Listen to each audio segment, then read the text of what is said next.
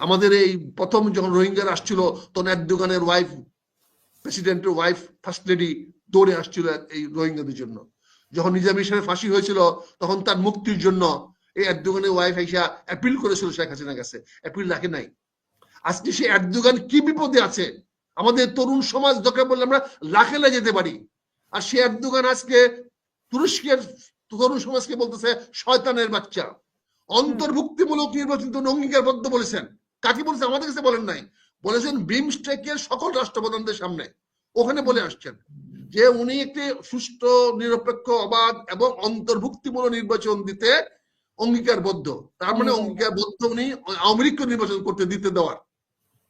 তারপরে কি বলছেন? তবে সে নির্বাচনটা হবে সকল সংস্কারগুলো করার পরে, সংস্কারগুলো করার পরে। তবে সংস্কার করতে কদিন লাগবে?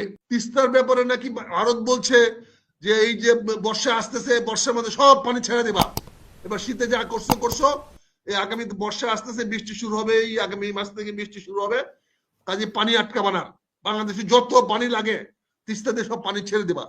এরা সব প্রস্তুত। কাজে এটা নিয়ে কোনো চিন্তা কিছু কারণ নাই। কাজে এটা আমি স্যাটারলি বললাম ভাই রে, রাষ্ট্র is not that easy complex thing, easy things. রাষ্ট্রকে ডিল করতে হলে এইভাবে হয় না।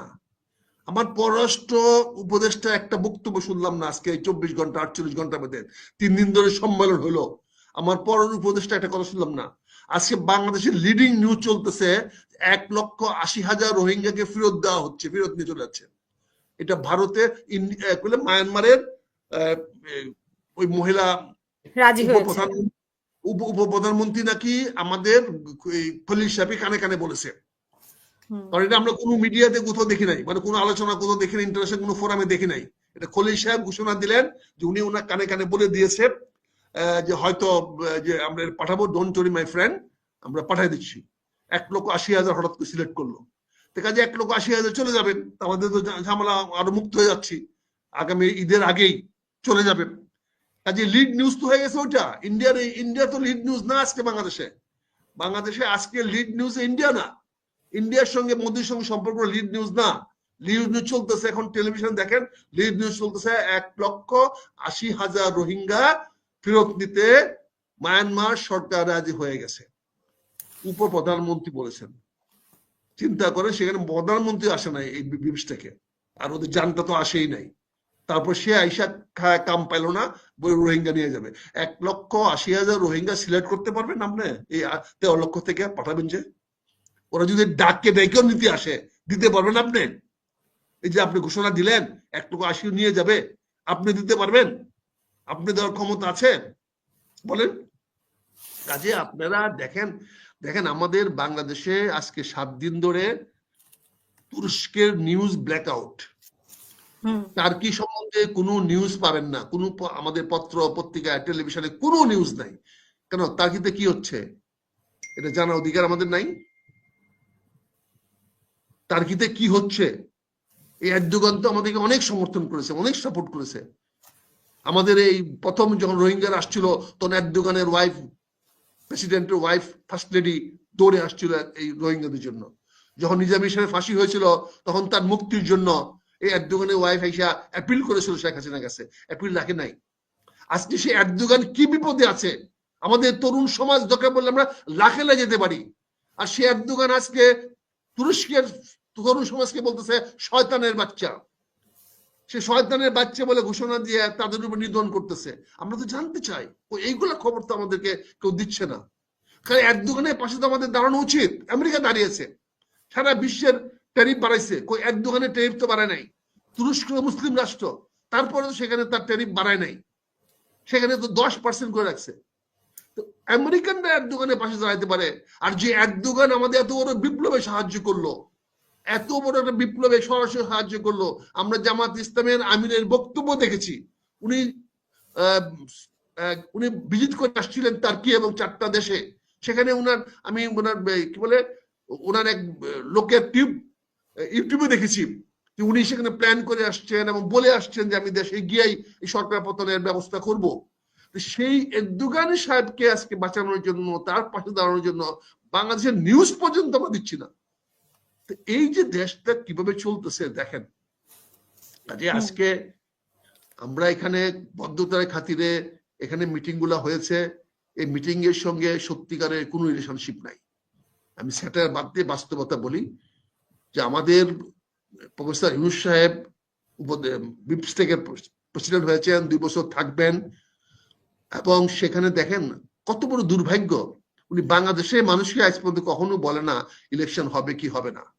আজ পর্যন্ত উনি একবার বলেন না ইলেকশন হবে কি না। উনি বিমস্টেকের বক্তৃতায় বলে আসছেন। উনি তো বলেছেন যে ডিসেম্বর থেকে জুন। কোথায় বলেছেন? ডিসেম্বর থেকে জুন উনি তো বললেন। বলেছেন কার সামনে বলেছেন? আপনারা সাংবাদিকতা করেন, কার সামনে বলেছেন? কার সামনে বলেন? জাতির উদ্দেশ্যে ভাষণ বলেছেন। ভাষণে বলেছে সবাইকে, বিদেশি সাংবাদিকদের কাছে বলেছে, বিদেশি সাংবাদিকদের কাছে বলেছেন না, জাতির উদ্দেশ্যে ভাষণে বলেছে উনি। এই যে উনি যে 26 জাতির উদ্দেশ্যে 25 মার্চে উনি যে ভাষণ দিয়েছেন আমাদেরকে সংস্কার গুলো করতে হবে। যদি সংস্কার গুলো সবগুলা করতে, যেগুলা কম করতে চান তাহলে ডিসেম্বর মধ্যে নির্বাচন হতে পারে, আর যদি বেশি করতে চান তাহলে জুনের মধ্যে নির্বাচন হতে পারে। আর এবার উনি কি বলে আসছেন এতে বিমস্টেকে, যে এই সরকার নির্বাচন দিতে ওয়াদাবদ্ধ, দে আর বাউন্সড, এবং বলেছেন সংস্কার শেষে তারা দিয়ে দিবেন। এবারে বলে নাই কম সংস্কার এই সংস্কার, কথাগুলো বোঝার চেষ্টা করেন আপা। ওনার বক্তব্য, প্রতিটা বক্তব্যে টুইস্টিং, প্রতিটা বক্তব্যে চেঞ্জিং, ল্যাঙ্গুয়েজ চেঞ্জিং, মিনিং এ চেঞ্জিং। উনি কি বলেছেন যে এই সরকার একটা সুষ্ঠু, অবাধ, অন্তর্ভুক্তি মানে কি আওয়ামী লীগ থাকবে সেখানে, এই তো অন্তর্ভুক্তিমূলক নির্বাচন মানে কি আওয়ামী লীগ থাকবে। উনি কিন্তু আওয়ামী লীগ বাদ বলে নাই, উনি বলছেন অন্তর্ভুক্তিমূলক একটা ইনক্লুসিভ নির্বাচন উনি দিবেন, দিতে উনি অঙ্গীকারবদ্ধ। উনি তো বলেছেন যে আওয়ামী লীগ মানে আওয়ামী লীগ নির্বাচন করবে কি করবে না সেটা তাদের সিদ্ধান্ত, আর আওয়ামী লীগকে ওনারা নিষিদ্ধ করছেন না। কিন্তু আজকে তো বলেন নাই, আজকে বলছেন অন্তর্ভুক্তিমূলক নির্বাচন দিতে উনি অঙ্গীকারবদ্ধ। অন্তর্ভুক্তিমূলক নির্বাচন দিতে অঙ্গীকারবদ্ধ বলেছেন। কাকে বলেছেন? আমাদের কাছে বলেন নাই, বলেছেন বিমস্টেকের সকল রাষ্ট্রপ্রধানদের সামনে, ওখানে বলে আসছেন যে উনি একটি সুষ্ঠু, নিরপেক্ষ, অবাধ এবং অন্তর্ভুক্তিমূলক নির্বাচন দিতে অঙ্গীকারবদ্ধ। তার মানে অঙ্গীকারবদ্ধ উনি আওয়ামী লীগকে নির্বাচন করতে দিতে দেওয়ার। তারপরে কি বলছেন? তবে সেই নির্বাচনটা হবে সকল সংস্কার গুলো করার পরে। সংস্কার গুলো করার পরে, তাহলে সংস্কার করতে কদিন লাগবে? এটা তো কেউ, সংস্কার গুলো করতে 2 বছর 5 বছর লাগতে পারে। আমি তো বারবার বলে আসছি উনি 5 বছর থাকুক, আমি রাজি আছি। 5 বছর জনগণ রাজি আছে, বাংলাদেশের মানুষ রাজি আছে, আমার এলাকার মানুষ রাজি আছে। আমরা যেহেতু প্রতিনিধিত্ব করি আমরা বলতে পারি রাজি আছে।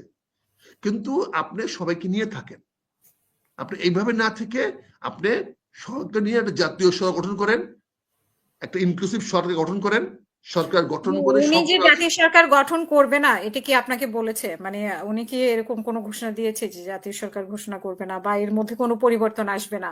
উনি সংস্কারের কথা বলেছেন। আপা আপনি যে আমাকে বিয়ে করবেন না এটা বলতে হবে?